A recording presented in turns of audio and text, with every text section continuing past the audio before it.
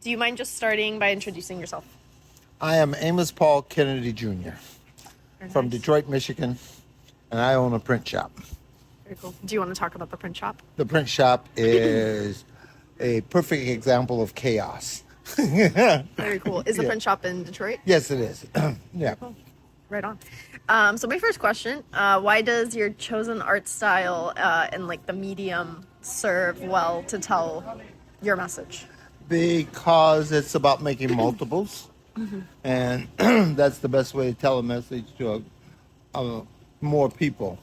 If I were doing a painting, then that would be one painting stationary, even if it was in a very popular museum. And so it'd be limited to the number of people who can see it.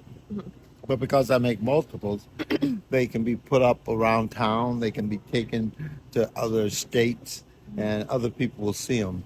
So it's basically because of the democratization that printed matter has.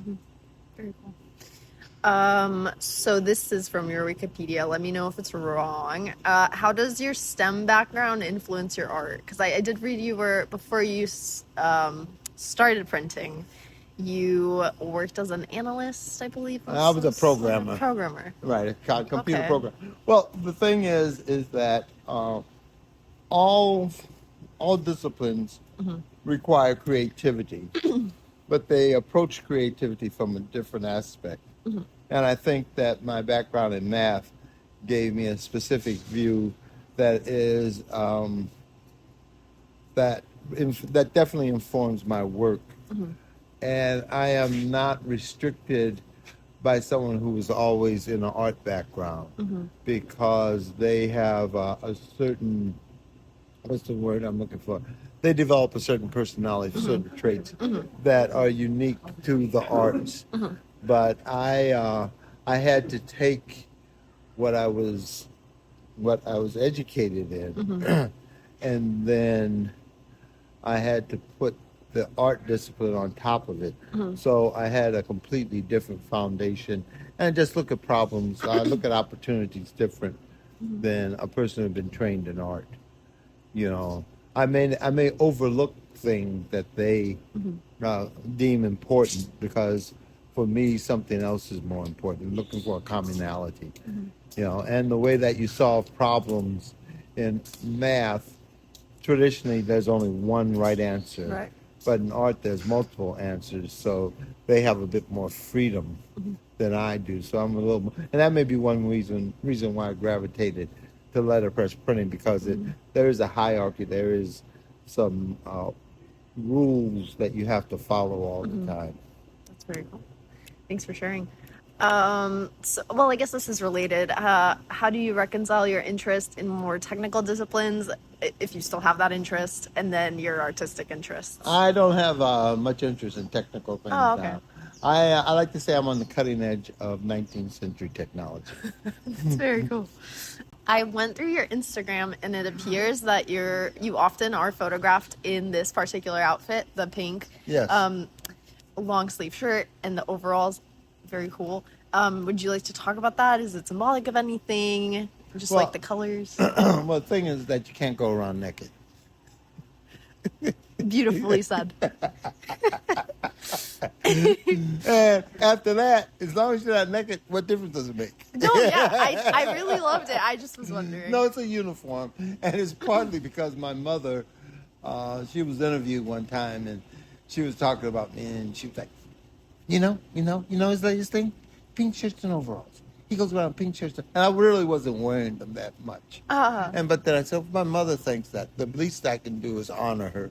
So for at least 15 years, all my wardrobe was nothing but pink shirts and overalls. As a matter of fact, people in Detroit have never seen me in anything other than pink shirts and overalls. That's so interesting. Seriously. I love that. Very cool.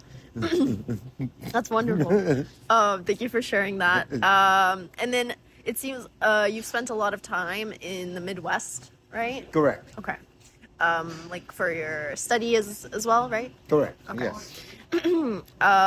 So would you say that there's something special about the community within the Midwest and like those different Middle America regions that make it? Oh no, you're fine. Yeah. That make it like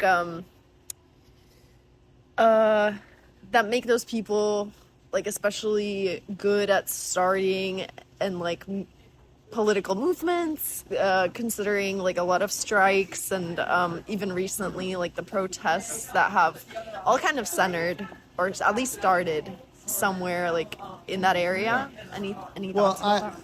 When I was in the Midwest, I was working for corporate America, so I was more in the mold of corporate America. Gotcha. I was in the Chicago area, so I was aware of the history of labor strikes and labor movement in there. But I think that if you want to call it sense of social justice, actually awakened to me when I was in elementary school, because I could see the differences because I was kind of an outsider, an observer, and so I could see how there were differences between economic groups in my classroom, and how you had these little cliques, right. And I saw that as a way of excluding, and I've always been opposed to excluding people. That's one reason why I try to avoid labels, because labels basically exclude people. You're like, I'm a journalist, so that means that if you're not, so we got our own little clique, and we got a secret handshake, right. That sort of thing. Okay. So I've always been for the underrepresented. Yes, and even now it's like, just go with the because again, if they underrepresented, at some point they're gonna make me underrepresented. Right. It's kind of selfish. But I just believe that, it's not going to stop, simply because, look, what is it? We killed all the passenger pigeons. Yes. Just shot them and killed them all. But that doesn't stop us from, trying to make other animals or plants extinct. So it's like, Like a first they came for them. Right. Right. My advice to students here is what I said: get out of your comfort zone. Yeah. Take advantage of everything that's here. Like, go to another department. Make it a ritual that every week I'm gonna go visit another department. I'm gonna go talk to my English instructor from my freshman year, just to see what they're doing and what they're up to, and just because it lets you know that they're human, and then you are just out there with the thing. Take advantage of everything that's here, because when you leave here, you may not have access to this ever again. Right. So take it all in. Just think of it as a meal, and you only eat two things off the plate. Right. Would you go out to dinner and do that? No. You're paying for this, so you're like, I'm eating everything. I got to order what I wanted, so I'm eating everything that I've ordered. I'm not going to eat like half the ice cream and say, I don't care. I'm just going to leave it. Would you say this emphasis on like understanding new perspectives and experiencing new things is very important to create a political movements? I think it is important to broaden the individual, to give them more experiences so they can better solve problems that they encounter as they go along. But life is about experiences. You should accumulate as many positive experiences as you can. And that is one of the things that a university does in one respect. It allows you to have positive experiences, or even you can have negative experiences, but the consequences may not be as great. It's like, I got a D on the test. Okay, that's okay. You can get over that. Yeah. It isn't like you got fired from the job. Right. Yes. And even if you flunk, it isn't like, I got fired from a job. Now I have to explain to my boss why, And people, I flunked a couple courses too, so I understand college as well. So you should get as many experiences, so you're better equipped to solve problems when they come your way. So I'm here with Malaquías Montoya, and we will be talking about your exhibit today. So my first question is, you are credited by historians as one of the founders of serigraphy. Yes. Movement in the Bay Area. Can you explain what makes that medium well suited for the story you're trying to tell? Well, it is because I was at UC Berkeley. I had transferred from San Jose City College to UC Berkeley, and I just happened to get there, and I was working as a silk screener. I had learned how to silk screen in San Jose from a commercial artist, and so that I knew that the poster was used to talk to people and try to convince them to buy things. Oh, interesting. It was a commercial place, so when I got to Berkeley, my hands had deteriorated very bad from the solvents, and when I got there, I decided that I was done silk screening. But as soon as I got there, the Third World Strike, the student strike had started for the demands of ethnic studies. Oh, I've read about this. Okay. So At Berkeley? somebody found out that there was a guy on campus named Malaquías who was a silkscreen, he did posters. Well, before I knew it, I was silkscreening posters, demanding certain things. And it was easy because when I was selling and when I was doing posters for the commercial artists, I was trying to get people to buy clothes or, buy something from somewhere. And so that, and the gentleman that I worked for expressed it that the commercial artist talks to people and tries to get them to commit to what they're doing. So it made a lot of sense to me when I got to Berkeley. Well, I'm trying to get these students to understand that we want an ethnic studies and why we want an ethnic studies. And so from then on, it just went. And at the end of the year or so, we ended up getting ethnic studies. And I became a more accomplished printer. And so then I turned it into my own work.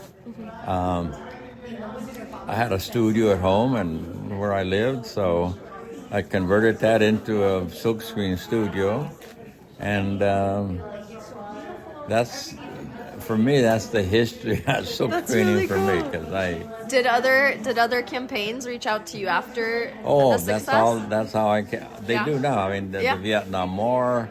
I did hundreds of posters, death penalty posters at people. During the San Quentin 6, when the people that were in prison had been put in there many times for very unjust reasons, and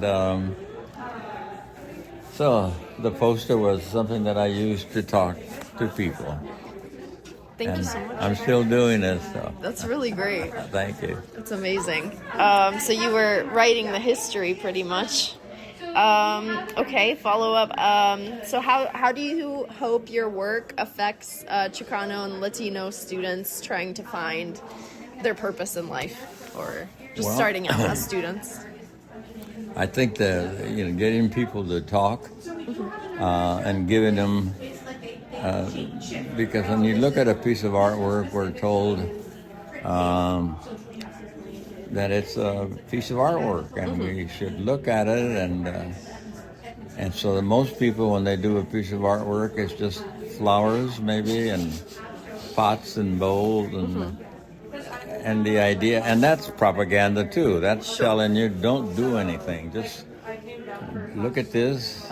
It's beautiful, and relax. Forget that people are being killed overseas or somewhere, and so I decided that I could use my work to counter that. And I think it's been quite effective. People have changed their minds. A lot of time that who have written me letters later and told me that they had seen my show in Michigan, and they were moved by the show, and they understand what I'm saying, and thank me very much. Thank me very much for awakening them. So. Very nice. By show, sorry, you mean a gallery like this, right? Yeah. Okay. Or on telephone poles, because that's what the nice thing about what I was doing was that I would silkscreen my posters, and then in that evening I was out putting them up. So I was making the galleries, the community of my gallery. Outside. And I remember when I went to work for a college at Oakland called California College of Arts and Crafts, which is an art school. Mm-hmm. And when I was hired to teach there, a few days later, there was a meeting, and a couple of the professors after the meeting asked me, he says, Malaquías, where's your gallery at? Do you have a gallery that carries your work? And I thought, I knew that question would come up. And then I said, I do. I said, and they said, oh, great. They acted real concerned, or where was that? Mm-hmm. And I told them, well, if you go down to Lake Merritt on First Street and go all the way up to 87th Avenue, that's my gallery. I said, and they were, what? Really?